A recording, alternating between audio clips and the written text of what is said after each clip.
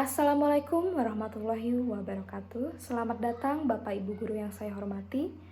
First thing first, I want to introduce myself. My name is Hani Hanifah Amalia and I'm from UIN Sunan Gunung Jati, Bandung. Thank you for joining today's workshop. It's a pleasure to be here with a fellow educator who are passionate about teaching English as a foreign language or EFL.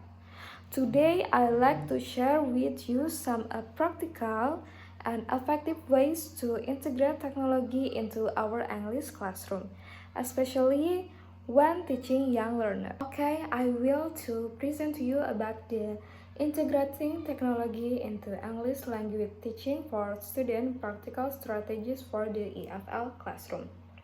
Why technology in the EFL classroom? As we all know, children today grow up surrounded by the digital tools. Instead of competing with technology, we can use it in change language learning. When used meaningful, technology can motivate students. Dapat memotivasi siswa dalam proses pembelajaran. Yang kedua adalah create real world context for using English. Lalu yang ketiga, support diverse learning style, and then yang keempat adalah provide immediate feedback, and the last is make learning more fun and interactive, atau sebuah pembelajaran yang menyenangkan juga interaktif. Next, theoretical foundation behind teach integration. The key concept that can help you structure our teaching when using technology. The first is TPACK framework atau TPACK framework. This stands for Technological Pedagogical Content Knowledge. As English teacher, we need to understand not to just a subject matter, English and pedagogy, how we teach, but also how to use technology effectively for that subject. The second is blended learning. Blended learning itu merupakan gabungan pembelajaran di ruang kelas dan pembelajaran daring atau bisa disebut dengan online.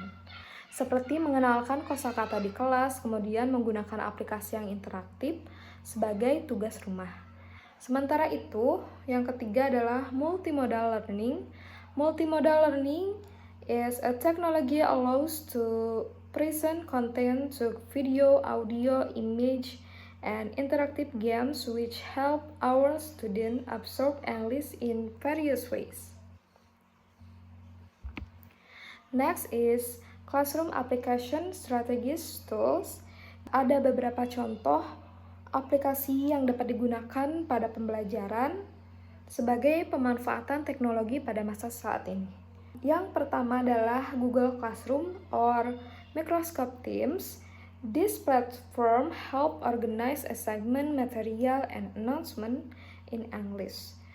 Lalu yang kedua ada aplikasi Class Dojo. This is a great way to encourage participation, especially when English students are rewarded for using English in class. The next is assessment and feedback. Jadi ini adalah contoh aplikasi untuk penilaian dan umpan balik bagi siswa. Yang pertama itu aplikasinya adalah Kahoot atau Quizzes. Aplikasi ini sangat menyenangkan dalam bahasa Inggris, tetapi ini juga dapat melatih vocabulary juga grammar pada siswa. Yang kedua adalah Seesaw. Student can record themselves speaking English and we can give feedback directly in the app. Okay, next application is for English learning materials. Contoh aplikasi pertamanya yaitu YouTube Kids. Short video and song that improve learning, listening comprehension. Contoh aplikasi yang keduanya adalah Duolingo Kids.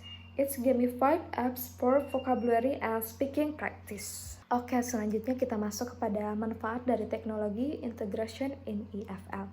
The first is higher student motivation, atau siswa memiliki semangat yang tinggi dalam pembelajaran. The second is better exposure to English. Students use English beyond just textbook setting. And then the third, tailored instruction tools allow differentiation based on the student level. And then the last is collaborative learning. Student can work on group project even online. Oke, the next is challenge we might face atau sebuah tantangan yang akan kita hadapi jika kita menggunakan teknologi. Yang pertama adalah limited access to device or internet karena kebanyakan siswa memiliki keterbatasan untuk mengakses internet, terutama yang memiliki rumah di daerah pelosok. Yang kedua adalah teachers not trained in technology atau guru belum familiar dengan teknologi sekarang. Yang ketiga adalah distraction from teach, set clear digital rules and use structured activities. And then the last, tech failure during class, always prepare backup plan, printed tasks, group games, and etc. Okay, next, final tag. As a EFL, English as a foreign language teacher, we don't need to be technology expert to integrate it into our teaching. What we are need is the willingness to try, adapt, and keep learning. Stay open to change in order to meet the needs of students in digital era. Karena pada akhirnya kita sebagai guru EFL atau English Foreign Language tidak perlu menjadi ahli teknologi untuk mengintegrasikan dalam pengajaran.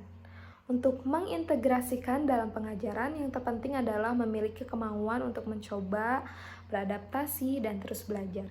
Mulailah dengan alat yang sederhana dan cocok dengan gaya belajar siswa, seperti Kahoot atau Google Classroom, dan juga secara bertahap penggunaannya sesuai dengan konteks pembelajaran.